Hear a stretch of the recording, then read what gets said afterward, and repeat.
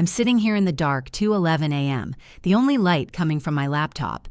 The little security window in the corner shows the hallway camera, and there she is, my baby sister, Leona, slipping through the back door like she owns the place, which she doesn't. She's got a key, sure, but she's moving quiet, hood up, gloves on, carrying that black photography bag she always said was just for work shoots. She walks straight to my dresser, pulls the drawer like she's done it 100 times, and starts laying my panties out on the bed like she's arranging fucking merchandise, one by one, clicking the ring light on her phone. Snap, snap, snap. I can't breathe. This was the moment I knew my life had shattered. Welcome to Stories of Auntie Maya. I share new life stories here every day, and I'd really appreciate it if you hit subscribe and liked my video. Now let's jump back into my story. I'm sure you'll love it if you keep listening till the end. Drop a comment down below telling me where you're watching from and what time it is for you right now. I read every single comment, and it helps me to know I'm not alone in this, that my story matters. Trust me. You're going to want to hear how this ends. You're going to want to know what I found, what I did, and how I survived. Hey, if you're new here, I'm Helena, 35, high school lit teacher, Austin, Texas. I used to post little book reviews and happy wife stuff. Cute, right? If this is your first time clicking on me, buckle up. Like this video right now, subscribe, because what I'm about to tell you is going to crawl under your skin and stay there. And if you've got sisters, daughters, nieces, share this. Please. Let me take you back to when everything still looked perfect. We had the little yellow house on the east side, the one with the creaky porch swing. Gareth worked from home, AI engineer, soft voice, always in those perfectly ironed shirts. People called him a gentleman from a new generation. He'd meet me at the door with my school bag in one hand and a kiss on the forehead with the other. Dinner was always ready when I got home from grading essays. Salmon on Mondays, tacos on Tuesdays, like clockwork. At night, he'd bring me chamomile and these little white vitamins he mixed himself. For your immune system, babe, teaching is basically swimming in germs. I'd laugh, swallow them, sleep like the dead.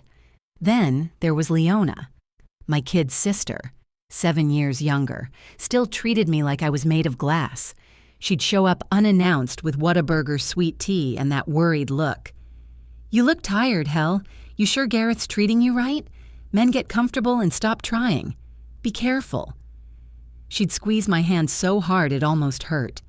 You have to be careful with men. Every single time. I'd roll my eyes and tell her Gareth was the safest person on earth. God, I was stupid. Looking back, every single one of those kind gestures was part of the trap. I started noticing things, little things, but they stack up, don't they? I'd wake up and my body felt borrowed, like someone had driven it while I was passed out drunk, except I don't drink. I'd open my eyes and the sheets would be twisted wrong, my nightgown buttoned crooked, sometimes not even the one I remembered putting on. Once I found my favorite soft bralette folded neat on the bathroom counter when I swore I'd worn it to bed. Another morning, my underwear drawer was open just an inch. I told myself I was losing it. Stress, perimenopause. Whatever excuse made me feel less crazy. Leona was always the first person I called. "Hel, you're working too hard," she'd say, voice dripping honey. "Take the vitamins Gareth gives you. He's looking out for you. Trust him." Trust him. Funny words now. I teach sophomores the yellow wallpaper and tell them gaslighting is real. Turns out I was living it and still giving the damn lecture. I started feeling like someone was borrowing my skin at night, like my body wasn't fully mine anymore. And Gareth, he got weirdly obsessed with my sleep schedule. "Did you take your pill, babe? You need your rest." Always watching me swallow. Always that gentle smile. What you're about to hear next will make you side-eye every single person who says they love you, especially the ones who say it the loudest. Click that next video, because tomorrow I'm going to tell you the first morning I woke up and couldn't remember teaching an entire class, and what I found on my thighs when I looked in the mirror. You also know my body started feeling rented. Like I was clocking out every night and somebody else was clocking in. And Gareth? He turned into a damn sleep warden. Babe, you took your vitamin yet? Every single night, same soft voice, same little white pill in his palm like a communion wafer. It got worse fast. I'd always been a light sleeper. Dog barks 3 streets over. I'm up. But suddenly I was dropping into this black hole sleep. 10, 11 hours, and I'd still wake up feeling like I'd been hit by a truck. Eyes gritty, mouth dry, brain wrapped in wet cotton. Some mornings I'd sit on the edge of the bed trying to remember if I'd even brushed my teeth the night before. Couldn't. Blank. Then the clothes thing started. I'd fall asleep in the blue cotton nightie with the tiny strawberries, the one Mom gave me the Christmas before she passed. Wake up in the gray tank I hated because it rode up. Swore I never put it on. Told myself I was sleepwalking. My underwear drawer looked disturbed. Not messy, just wrong. Like someone had opened it, lifted things out, put them back almost perfect, but not quite. I'd stand there in my robe rearranging panties like a lunatic because the lace one was suddenly on top when I always keep it at the bottom. Helena, you're just tired, I whispered to the mirror. Stop being dramatic. I teach second period American Lit. One Tuesday, I'm in the middle of explaining why Gatsby's green light is actually pretty pathetic, and mid-sentence, nothing. The room went quiet. 25, 16-year-olds staring at me like I'd grown a second head. I literally forgot what book we were reading. Had to look at my own PowerPoint to remember it was chapter 7. I laughed it off. Pregnancy brain without the pregnancy, y'all. But my hands were shaking so bad I dropped the dry erase marker twice. Drove home on autopilot. Walked in, and Gareth was already waiting with a fresh blender bottle. Greenish liquid, little ice chunks floating. New immune formula, he smiled, kissing my cheek. You sounded wiped on the phone. Drink up, babe. I chugged it because I always do what my husband asks. Good wives don't make waves, right? Leona showed up 20 minutes later, like she always does when I'm at my lowest.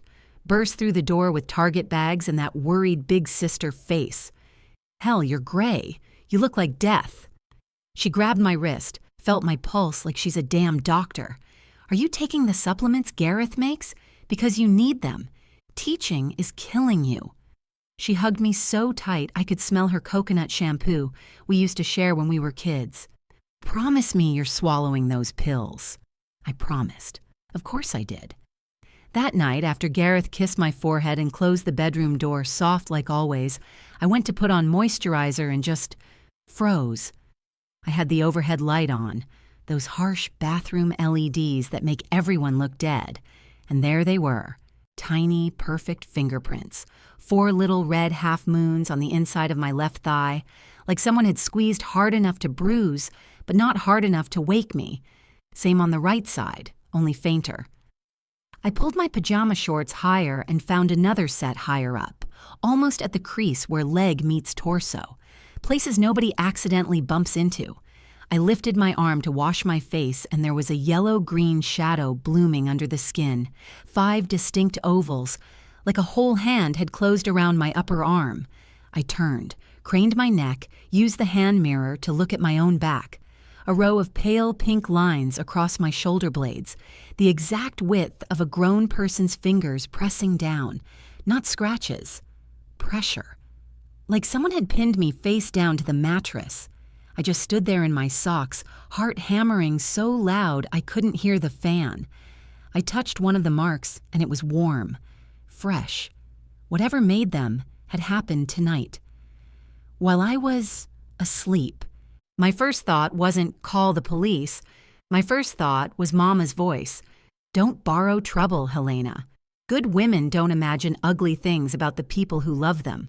So I rubbed concealer on the arm bruise, pulled on a long-sleeve nightgown even though it was 90 degrees outside, and told the mirror I must have banged into the corner of the bed frame again. I was still telling myself that lie when I crawled back into bed and felt the sheets already cold where a body had been. I started thinking somebody else was operating my body while I was gone, like I was a marionette and some sick fuck cut my strings at night, moved me around, then hung me back up before sunrise. That thought should have had me screaming, calling 911 something. But I didn't, because good girls from small southern towns don't make a fuss. We were raised to smile and say thank you even when we're bleeding. Mama's voice still in my head. Don't air dirty laundry, baby. Family looks out for family. So I swallowed the next pill, crawled into bed. Gareth tucked the blanket under my chin like I was 5. And that night, God, I swear this is true, I felt someone standing right beside the bed, close enough that the mattress dipped, close enough I could hear breathing that wasn't mine. I tried to open my eyes, scream, move, anything. My lids weighed 1,000 pounds. My arms were cement. All I could do was lie there frozen while that presence watched me sleep, or pretend to. I'm starting to watch Gareth back now, every little thing he does. That was the night I stopped pretending I was just tired.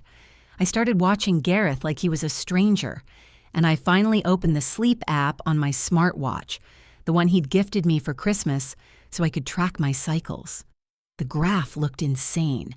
Normally my nights are flat blue lines with little pink REM bumps, healthy, boring, teacher sleep. But the last 3 weeks, these sharp, violent spikes at 1:47 a.m., 2:11 a.m., 2:38 a.m., heart rate jumping from 52 to 110 in seconds, movement detection going red like I was running a damn marathon in bed. The watch even logged possible fall twice. Fall from where? My mattress? I stared at the screen in the school parking lot, windows fogged from my crying, and felt my stomach fold in on itself. Something, or someone, was moving me while I was out cold. That same afternoon, I was in the kitchen pretending to grade papers when Gareth left his laptop open to get another coffee. Screensaver hadn't kicked in yet. I don't know what made me lean over, maybe God, maybe the devil, but I tapped the trackpad. A folder labeled Tests was open. Inside was a video file dated yesterday. I clicked. It was me. My face. Crystal clear. But the body underneath wasn't mine. Some woman on a hotel bed I'd never seen, legs spread, doing things I would never do. My smile pasted on like a Halloween mask. The eyes followed the camera wrong, like a broken doll. I slapped the laptop shut so hard the table shook. Gareth walked back in holding his coffee, calm as ever, like he already knew what I'd seen. "Babe, you okay? You look like you've seen a ghost." My voice came out small. "There's a video of me, naked, doing things, on your laptop." He didn't even flinch, just gave that gentle laugh, the one that used to make me feel safe. "Deepfake glitch. I'm training a new model for work. Face-swapping tests. It pulled your photos off the cloud by accident. Happens all the time with these new data sets." He turned the laptop toward himself, clicked a few times, hit delete, emptied the trash, closed the lid. Then he kissed my forehead like I was a child who'd had a nightmare. "All gone. Promise. Nothing to worry about." I smiled like a good wife, nodded, said thank you. But I watched his hands. Watched how steady they were. Watched how he didn't ask which file, didn't look surprised, didn't open it to show me it was just a test. And for the first time in 23 years of knowing that man, I felt the floor tilt under my feet. Because husbands who are innocent, they panic a little, they blush, they stammer, they open the damn file and prove it's fake. Gareth didn't do any of that. He just smiled and asked if I wanted chamomile. Next morning, I started a journal. Small black moleskin I hid inside a hollowed-out copy of Pride and Prejudice in my classroom. Every day I wrote the new marks, the clothes that moved, the hours I couldn't account for. Page 1. Red dots inside left thigh again. Nightgown inside out. Page 2. Woke up on the wrong side of the bed, literally. Sheets tucked on the left like someone rolled me. I dated every entry like evidence, because that's what it was starting to feel like. And Leona, God, Leona, she had a sixth sense for when I was cracking. I'd get home shaky, mascara half cried off, and there she'd be on the porch swing with Whataburger and that worried face. "Hell, you look like you haven't slept in years. You need rest. Take whatever Gareth gives you, okay? He knows what he's doing." She'd stroke my hair exactly the way she did when we were kids, and Daddy left. I'd lean into her because she was my sister. Blood. Safety. I still believed that then. I started noticing how Gareth's stories about work never quite lined up. Big client call, but his Zoom was off. Running diagnostics all night, but he was snoring next to me at midnight. Little lies, polite lies, the kind you let slide when you're scared of what the truth might cost. Yesterday I came home early. Period cramps, faked them, whatever. His laptop was open again. Same tests folder, new file, same woman's body, different position, my face again. But this time, the deepfake was sharper. The hotel comforter was the exact ugly teal from the Marriott by the airport. I recognized the painting above the headboard. And the timestamp? 11:07 a.m. today. I know this because at 11:07 a.m. today I was on a Zoom call with Gareth watching him on my phone screen while I pretended to grade essays in the teacher's lounge. His camera was on. His smile was on. His hands were folded on his desk. He never left that meeting. So if Gareth wasn't the one sitting at his laptop making that file, then who the hell was in my house? And who else has a key? I stopped sleeping. I stopped pretending. That night, I waited until he took his shower. Then I crawled under the desk like a criminal in my own house and plugged a little USB stick into the router. Phantom Tracker. Something one of my seniors showed me how to install when I caught him torrenting movies. Took 12 minutes. I told myself I was crazy. I told myself I was protecting my marriage. Same lie, different flavor. 2 nights later, I opened the dashboard at 3 a.m., sitting on the kitchen floor with the fridge light glowing on my face. The graph hit me like a slap. Every single night for months, between 2:07 and 3:19 a.m., there were massive outbound uploads, 10 gigabytes, 16, once almost 20, all going to the same encrypted server in Romania. My little teacher laptop couldn't push that much data if it tried. Only Gareth's monster rig could. Except Gareth was snoring upstairs when half these transfers happened. I checked the Zoom recordings to be sure. He really was asleep. So who was using his computer while he drooled on the pillow? I started poking the home cameras next, the ones he installed to watch the cat when we first moved in. I logged in from my phone in the school bathroom because I couldn't breathe at home anymore. The hallway feed looked wrong. The angle was lower than I remembered, like someone had tilted it down an inch. Bedroom camera, same thing, now pointed straight at the dresser instead of the door. I scrolled back 1 week. Same tilt on the same night, the uploads spiked. Someone moved them on purpose. Someone who knew exactly what they wanted to film. Then I found the folder. I was hunting for last year's W-2s just to do something normal when the name stopped my heart. Helena Raw. Plain text, no password, sitting there like a dare.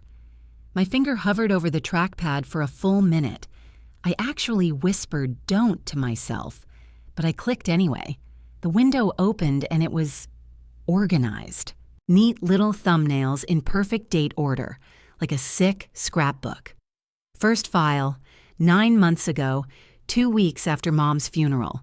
A photo of the gray cotton panties I wore that week because I couldn't stop crying long enough to do laundry. They were laid out flat on my bedspread, overhead shot, ring light making the fabric glow. Next thumbnail, same panties, close-up of the little bow on the front. Next, the lace hipsters I bought for our anniversary trip. The tags still attached because I never got to wear them. Someone photographed every single pair I owned like they were for sale on Etsy. Then the videos started. Me on my back, mouth slack, drool on the pillow. Gareth's hand, his wedding ring glinting, gently moving hair off my forehead so the camera could see my face better. Another clip. The blanket folded down to my knees, nightgown bunched under my arms, my bare chest rising and falling while someone zoomed in slow. I watched my own unconscious body get arranged like a doll. The last file was dated 3 nights ago. I paused on the thumbnail, my thigh in the frame, fresh fingerprint bruises blooming purple. I still had them when I showered that morning. I don't know how long I sat there. Long enough for the screen to go to sleep and my reflection to appear in the black.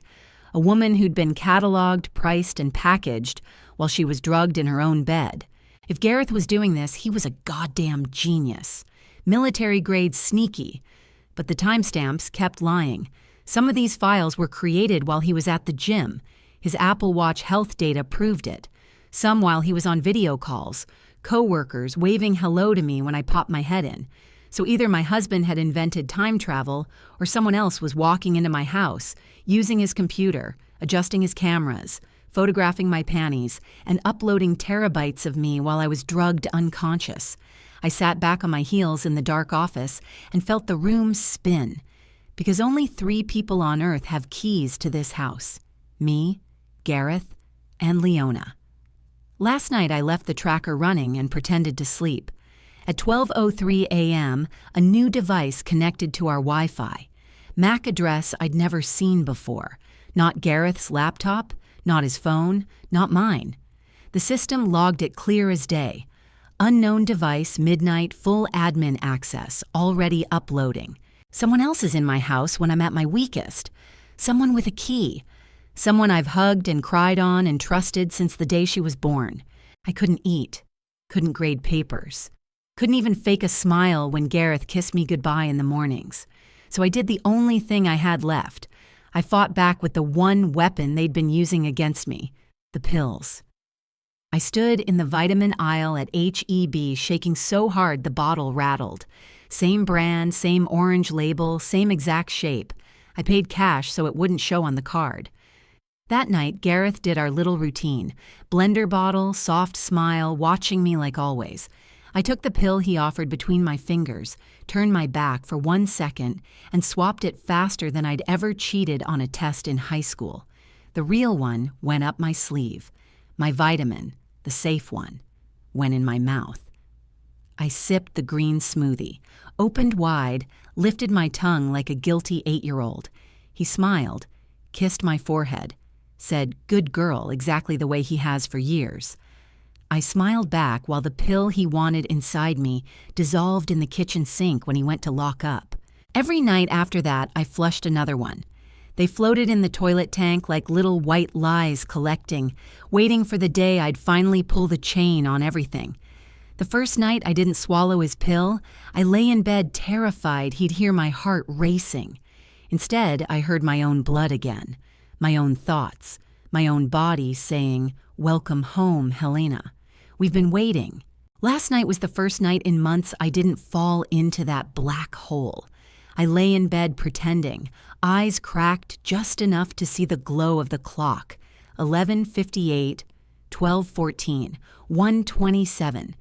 My heart was hammering so loud I was scared it would give me away. At 2:03 a.m., my phone buzzed under the pillow. Silent alert from the phantom tracker. Back door unlocked. Opened. Closed. The softest click. Footsteps I recognized from childhood sleepovers padded down the hallway. Light. Deliberate. Like someone who'd walked this house 1,000 times. I'd left my office door open 2 inches. From the crack, I watched the bedroom feed on my laptop. Volume off, screen dimmed to almost nothing. The bedroom feed was grainy, but I saw the shape stop right beside my pillow. Hood up, small frame, moving like they'd practiced this walk 100 times. They leaned over me, close enough that the hallway light caught the edge of a cheekbone I swear I knew. A gloved hand came down slow, like in a horror movie when you're screaming at the girl to run, but she can't. 2 fingers, cold, even through latex, pressed under my jaw exactly where Gareth does when he thinks I'm having a nightmare. Checking if I was still under. I forced my pulse to stay slow, counted in my head like a kid hiding during hide and seek. 1 Mississippi, 2 Mississippi. The fingers stayed, pressed harder. I almost flinched. Almost. Then the other hand reached for the blanket, pulled it down 6 inches, just enough to see my chest rise and fall. I felt the air hit my collarbone and wanted to vomit. The hand hovered there, waiting for any twitch, any sign I was waking up. I swear I stopped breathing for 5 full seconds. When I finally let my ribs move again, slow, drugged, perfect, the hand let the blanket drop. They stood another 10 seconds, watching me like a butcher checking meat, then turned and walked out. Quiet. Satisfied. I didn't move until the back door clicked. Then I cried without making a sound because for the first time I was awake while someone decided whether I was safe to use. Left the room exactly the way it was, like a nurse doing rounds. Gareth never moved from his side of the bed. He slept through the whole thing, or pretended to. I waited 20 minutes after the back door clicked shut again. Then I opened the tracker dashboard with shaking hands. New device connected at 2:03 a.m. Device name, Leona iPhone. My little sister's phone. The one with the cracked pink case I made fun of her for never replacing. The one she uses to send me good morning Bible verses and heart emojis. That phone was in my house tonight, walking around my bedroom while I pretended to be unconscious, touching my neck, making sure I was still drugged enough not to wake up. I sat on the office floor until sunrise, knees to my chest, staring at those 5 letters until they burned into my eyes. Leona. The person who told me my whole life to be careful with men. The person who cried harder than me at Mom's funeral. The person who has a key to every lock in this house. I don't know what they're doing together yet, but Gareth isn't the only one in on this. My husband isn't the mastermind. He's the helper. Tomorrow I'm going to show you the new file that appeared tonight. Collection H, Week 12. And exactly how I know Leona and Gareth have been working as a team. I didn't sleep again. I couldn't. Instead, I sat at the kitchen table with 3 laptops open, coffee gone cold, and started matching timelines like a mad woman. First, I pulled Gareth's gym check-ins from his Apple Health export. Every Tuesday and Thursday, he scans in at 6:12 p.m. sharp. Selfie with the smoothie bar. Same dumb mirror. I lined those dates up with a Helena Raw folder. 8 different files were created between 6:30 and 8:09 p.m. On nights, he was supposedly doing deadlifts. One of them was a 37-minute 4K video of me passed out on the couch. Gareth's phone GPS put him 4 miles away the entire time. He couldn't have shot it. Someone else held the camera. Then Leona. Sweet, worried Leona, who texts me every morning asking if I ate breakfast. I went through her Instagram stories for the last 6 months. Every coffee shop, every Target run, every late-night editing session, with the ring light glowing behind her. Location tags off, but the backgrounds weren't. The same cracked beige tile as the Starbucks 2 blocks from my house. The same neon Whataburger sign through the window. 12 separate nights she was within a 5-minute walk of my front door and never once texted, "Hey, I'm close, want company?" 12 nights that matched big uploads perfectly. I opened the worst ones. The close-ups where my prettiest lace panties are spread out on that black velvet cloth like they're waiting for a buyer. I zoomed and zoomed until the pixels turned to mush and my eyes burned. Then I saw it in the curved reflection of the stainless steel closet knob, one single strand of hair drifting across the bottom of the shot. Long, honey blonde, the exact shade that catches the sun like wheat. I froze. Gareth's hair has been short and dark since college. He jokes he'll be bald by 40. This hair reached someone's waist. I know that length. I've braided it at the beach. I've held it back when its owner threw up tequila in my bathroom at 2 a.m. I've bought the exact coconut conditioner that makes it smell like summer. My brain screamed a name so loud I almost said it out loud. I slapped the laptop shut, heart slamming against my ribs like it wanted out. No, not possible. Not her. Anyone but her. I opened it again, zoomed tighter, told myself it was a trick of light, a scratch on the lens, anything. But the strand was still there, curling like a signature. The money was the ugliest part. I'd already seen the crypto wallet paying Gareth. Small drops, 200 here, 500 there, always on Fridays. I traced the sending address through a public blockchain explorer until it hit a mixing service, then another, then, stupid mistake, a direct transfer from an exchange that still had KYC attached. IP logged at 2:14 a.m. from an apartment complex on Riverside Drive, Leona's building, same floor, Same side of the hallway you can see from the pool if you know where to look. I've been there for Christmas parties. I've toasted her new couch with cheap Prosecco while she hugged me and told me I deserved to be happy. They're working together. Gareth drugs me. Leona films, photographs, uploads. Gareth pretends to be the perfect husband while my little sister sells pieces of me to strangers on the dark web. But why? Money? Revenge? Some sick game? I still can't find the reason, and that's the part that's eating me alive.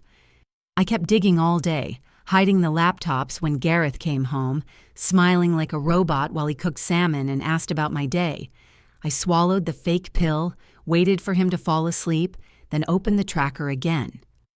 2 a.m. exactly.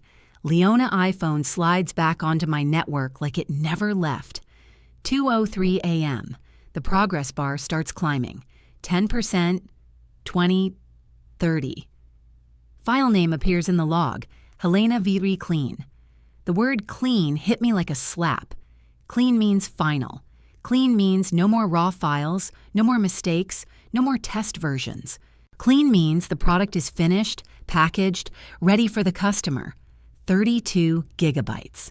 That's every unconscious night, every bruise, every pair of my underwear photographed like jewelry, every deep fake where my face moans things I've never said, all stitched together, color-corrected, titled, and priced. I watched the bar crawl past 50% and felt the room tilt. Somewhere out there, strangers are already waiting with crypto wallets open. In a few hours, maybe less, thousands of men will own pieces of me they paid for.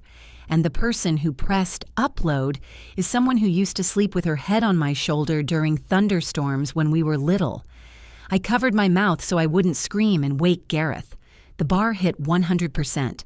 Transfer complete. They're done collecting. Now they're ready to sell. Whatever they've been collecting for months is finished. They're getting ready to distribute it everywhere. I'm done waiting for answers to fall in my lap. Tomorrow night, I set the final trap. And this time, when that back door opens, I won't be pretending to sleep. Tonight, I wasn't waiting for the explosion. I was going to watch it happen. I swallowed the fake pill in front of Gareth like always, let him tuck me in, let him kiss my forehead. Then I lay perfectly still, counting his breaths until they went slow and even. At 1:47 a.m., I slipped out of bed, barefoot, phone in one hand, laptop in the other, and locked myself in the office. Every camera was live, every mic hot, everything recording to 3 different drives. If they were coming to finish the collection, I was going to have their faces in 4K, 2:11 a.m. exactly. The back door opened, no creak. Whoever it was knew which board squeaked and stepped over it. I watched the hallway feed with the brightness turned all the way down so the glow wouldn't leak under the door. Gareth stepped into the hallway feed first. He never went back to bed after tucking me in. He'd been waiting. He was already dressed head to toe in black. Hoodie zipped high, sleeves pushed up just enough to show the wedding ring I picked out. Black jeans, black socks, no shoes so the floor wouldn't creak. Phone in his right hand, screen dimmed, thumb resting on the volume button like a trigger. He took the exact same spot he stands in when he thinks the cat might be on the roof. Back flat to the wall, one foot propped behind him, eyes on the bedroom door. Except tonight he wasn't watching for a cat. He was watching for the person who was about to walk past him and photograph my underwear while I pretended to sleep. My husband, the one who still carries my school bags, who makes salmon on Mondays, who told me last week he feels lucky every single day, was standing guard, making sure the coast was clear, making sure his wife stayed unconscious while someone cataloged her body for sale. That's when the last piece of the man I married cracked off and fell away forever. Then the second figure stepped into frame, small, hood up, black nitrile gloves, a dark baseball cap pulled low. They moved like they'd memorized the floor plan, straight to my dresser, no hesitation. The top drawer opened smooth as silk. Someone had oiled the runners. A gloved hand disappeared inside and came out holding the pale pink cotton panties I wore the day Mom died, the ones I couldn't bring myself to throw away. They were laid in the exact center of the bed, like the centerpiece of an altar. Next came the black lace thong Gareth bought me for our 10th anniversary, still with the little bow in front. Then the soft gray boy shorts I only wear when I'm bloated and feel disgusting. One by one, reverent, like a priest arranging communion wafers. 7 pairs total, lined up in a perfect row, waistbands all facing the same direction. The figure clipped a tiny ring light to their phone, twisted it until the fabric glowed, and started shooting. Overhead, left angle, right angle, close-up of the little satin bows, close-up of the lace trim. They even tugged one crotch panel flat with a gloved finger so the stitching looked perfect for the buyer. I watched them turn my most private things into products, while my husband stood guard outside the door. That's when I started shaking so hard I had to bite my own hand to stay quiet. I couldn't breathe. The way they moved, the tilt of the shoulders, the little bounce on the balls of the feet when they reached for the next pair, was so familiar my stomach turned inside out. I'd watched that exact bounce since she was 6 years old and got her first pair of light-up sneakers. I'd seen those shoulders shrug exactly like that when she lied about breaking Mom's vase. The figure twisted to pull something else from the black bag. Zipper, cable, I couldn't tell. The hallway nightlight caught them just right. A thin stripe of gold slid across the jaw I used to kiss when she had nightmares, then traveled down a bare forearm as the sleeve rode up. 3 tiny white daisies in a crooked line on the inside of the left wrist. I watched them bloom on the screen like they were being drawn right now. I paid for those daisies. I was 27 and she was 21, and she begged for weeks. Said it would make her feel brave.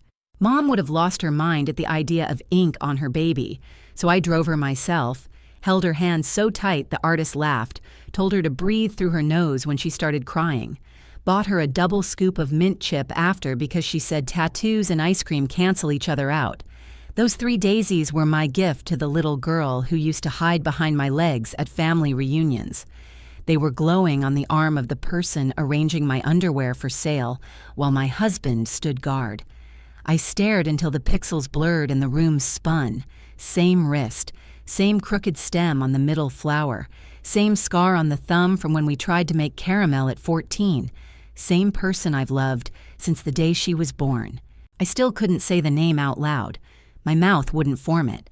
I needed the evidence to scream first so I didn't have to. I waited until the hallway went dark and the back door clicked twice. Gareth always double locks it when he thinks I'm asleep. Then I moved. Bare feet on cold hardwood, heart punching my ribs so hard I tasted metal. I sat at the desk, opened every recording, and hit export.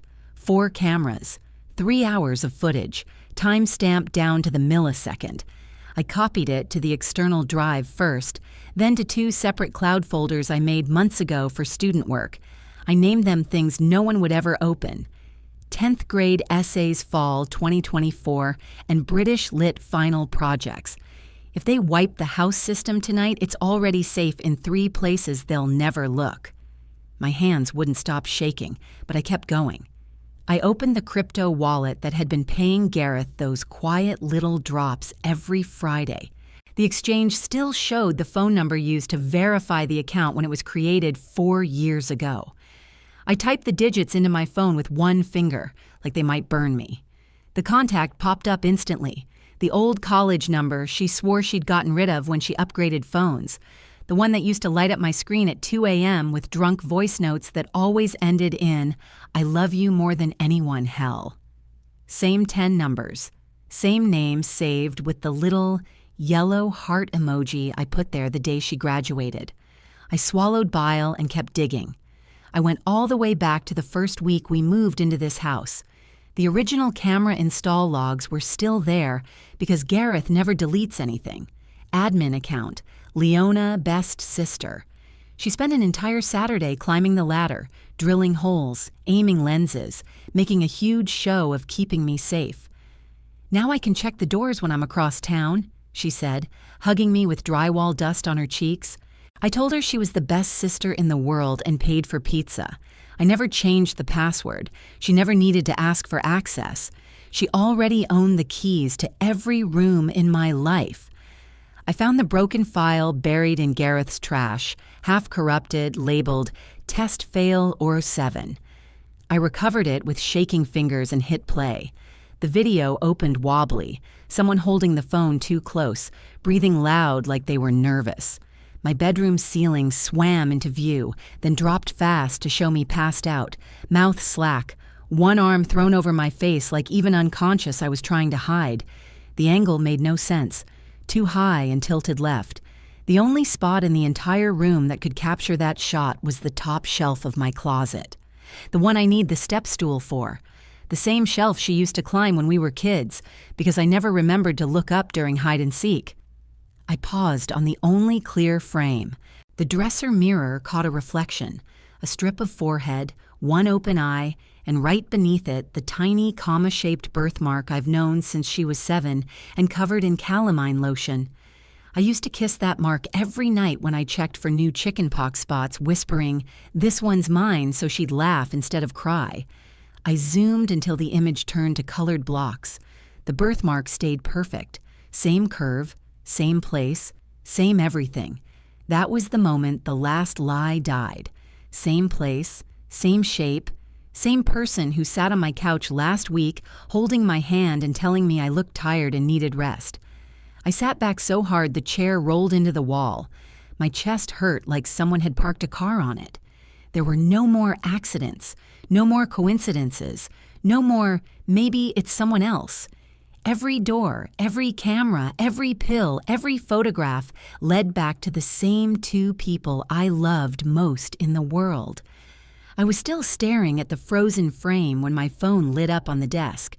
Silent notification from the tracker, the one I set to scream the second certain things happened. 2:11 a.m. exactly. Leona logged into the Collection H account from a device inside your home. She never left, or she came back. Either way, right now, while I sit 10 feet away watching the proof destroy me, she's still in my house finishing the job. There's no more room for stories, no more benefit of the doubt, no more little sister who needs protecting. Tomorrow, I stop running from the truth. Tomorrow, I look it straight in the eyes and make it say my name out loud. I stop breathing. I open the bedroom camera and watch my little sister finish what she started. Leona had taken the cap off. Her honey blonde hair was twisted up in the same messy knot she's worn since high school, the one she used to beg me to fix before picture day. She stood at the foot of our marital bed like it was her studio, ring light clipped to Gareth's laptop, tilting it with 2 fingers the way a real photographer chases perfect catchlight. My underwear lay across our duvet in 3 perfect rows, color-coordinated like a boutique display window.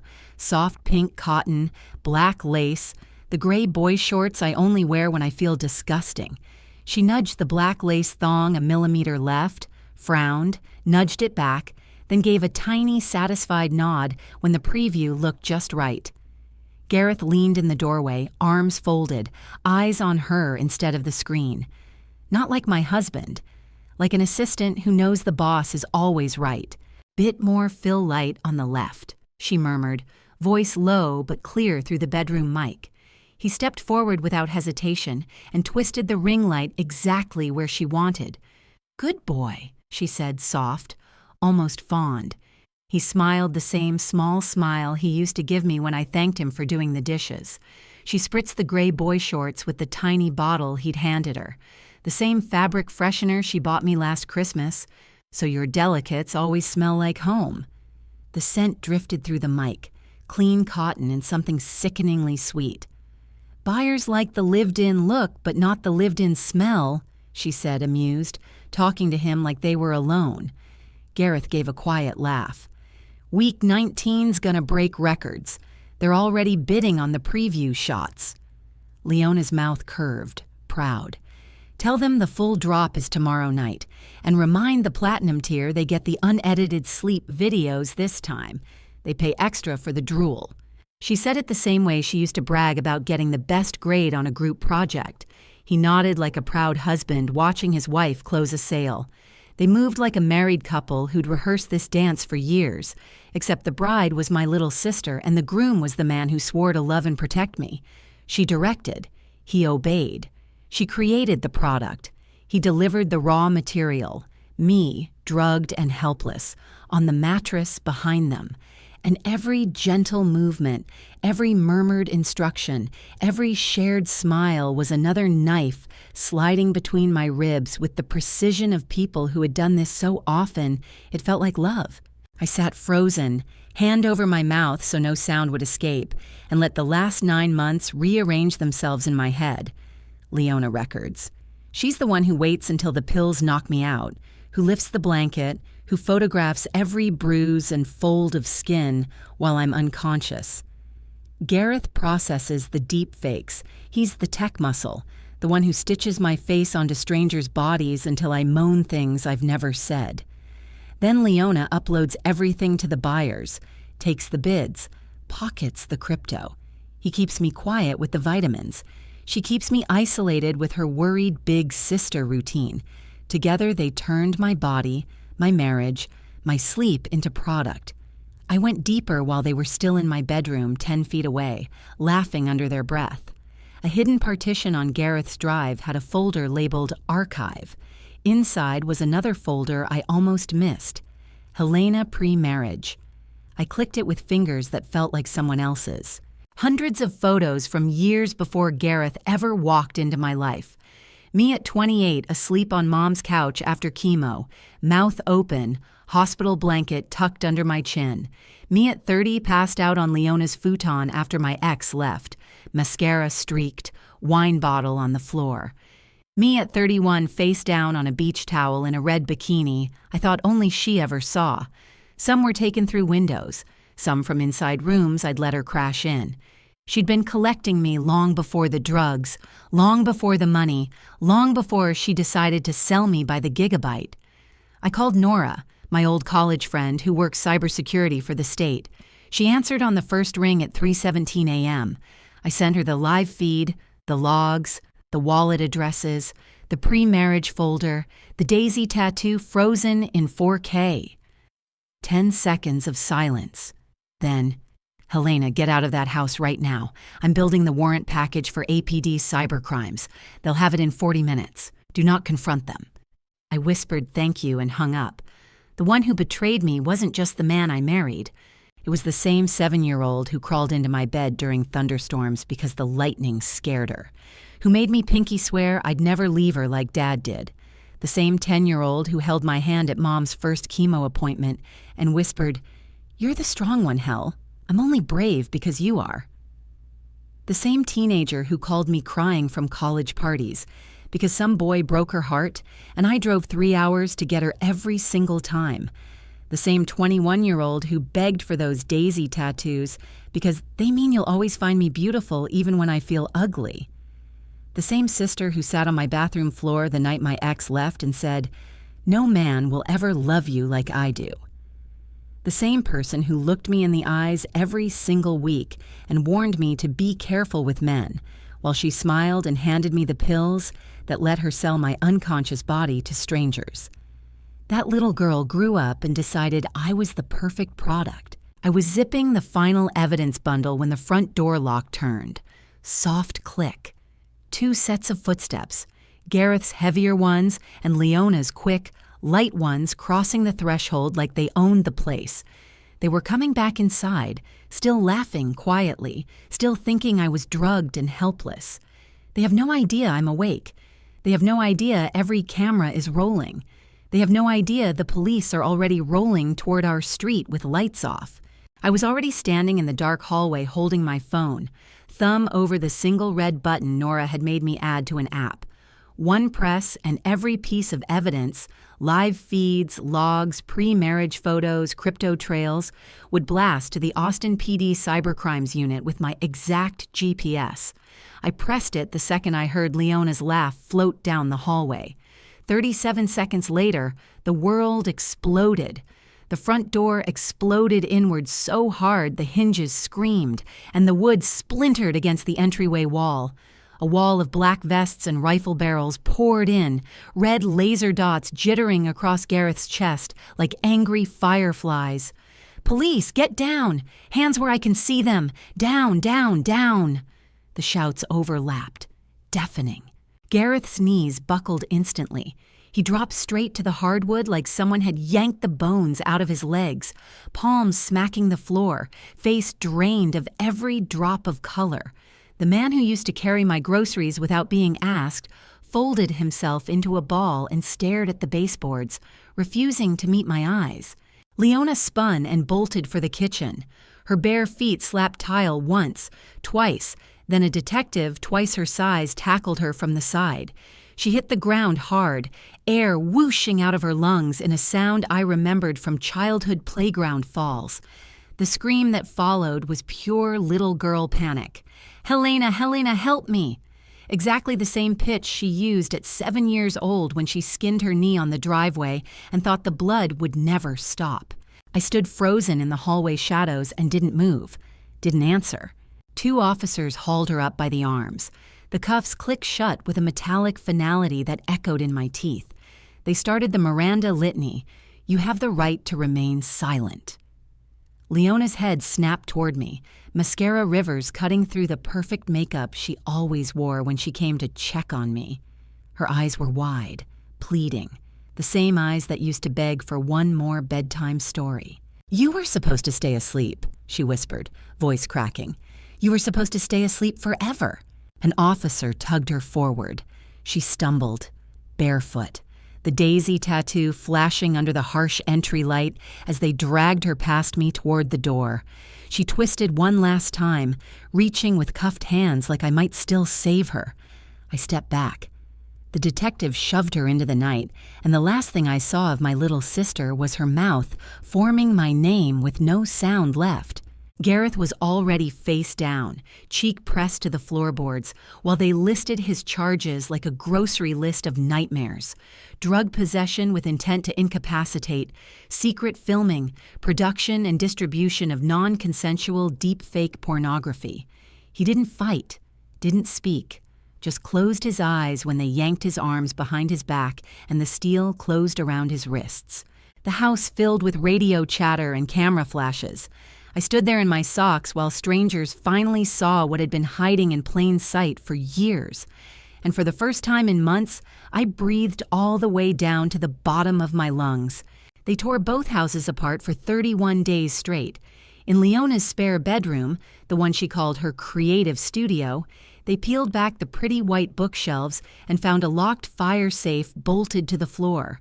Inside were hundreds of plastic evidence bags, each one holding a single pair of women's underwear, neatly folded, labeled in her perfect handwriting, Sarah M. 03-1422, Jessica R. 07923, Helena, week 1, Helena, week 2, all the way to week 19. Some bags had Polaroids clipped to them, sleeping faces time-stamped, mouths slack. Some had little sticky notes with buyer usernames and prices. One bag just said, Mom 11/11/19 in faded ink. I threw up in the detective's trash can when I saw that. They found spiral notebooks full of customer lists, real names, burner emails, crypto wallet addresses, star ratings next to each victim like we were restaurants. They found 3 hardware wallets taped under her kitchen drawer with over $6 million in untraceable coin. They found a corkboard hidden behind a sliding panel in her closet. My face covered it. Printed photos from the time I was 28 all the way to last month. Red string connecting certain pictures to dates, to prices, to handwritten notes like first test subject, perfect compliance, and still trusts me completely. In the very center, pinned with a heart-shaped pushpin, was a photo of 8-year-old me holding newborn Leona on the day she came home from the hospital. Someone, her, had drawn a red circle around my face and written underneath in pink marker, "Mine first." The lead detective told me later they found traces of the same sedative in Mom's old teacup that Leona used to bring her special chamomile in the months before the cancer took her. They're still testing. They may never prove it. But I know. She'd been watching me, collecting me, planning me since I was the big sister who let her sleep in my bed when the thunder came. Maybe longer. Maybe always. I sold the yellow house the day the divorce was final, packed one suitcase and drove north until the air got thin, Denver. New apartment, 3 locks, no spare keys for anyone. I enrolled in a women's cybersecurity intensive. 6 months of learning how to build the walls they taught me never to need. Now I teach other women, mothers, grandmothers, widows who never touched a computer until their granddaughter's face showed up on a revenge site, how to lock their digital doors. Some nights, I still wake up reaching for the baseball bat I keep beside the bed. Some mornings, I still taste the chalky ghost of those pills. Trust is a muscle that was ripped out of me. It's growing back crooked and slow. But I own every inch of my life now. No one tucks me in. No one hands me tea. No one gets a key. Love isn't blind. Family isn't always safe. The only person who will ever protect you completely is the one who has learned the hard way that no one else will. If this story kept you up at night, subscribe. Share it with your sister, your daughter, your mom, the woman at church who still says, "But he's such a nice boy." Warn them. Teach them two-factor, teach them strong passwords, teach them to trust the feeling in their gut when something feels wrong, even if the person smiling at them shares their blood. Because not all monsters live out there. Some live inside your home or share your last name. I was closing my laptop last night when the email came. No subject. Anonymous sender. One line. I know what else Leona hid from you. See you in the next story if you dare.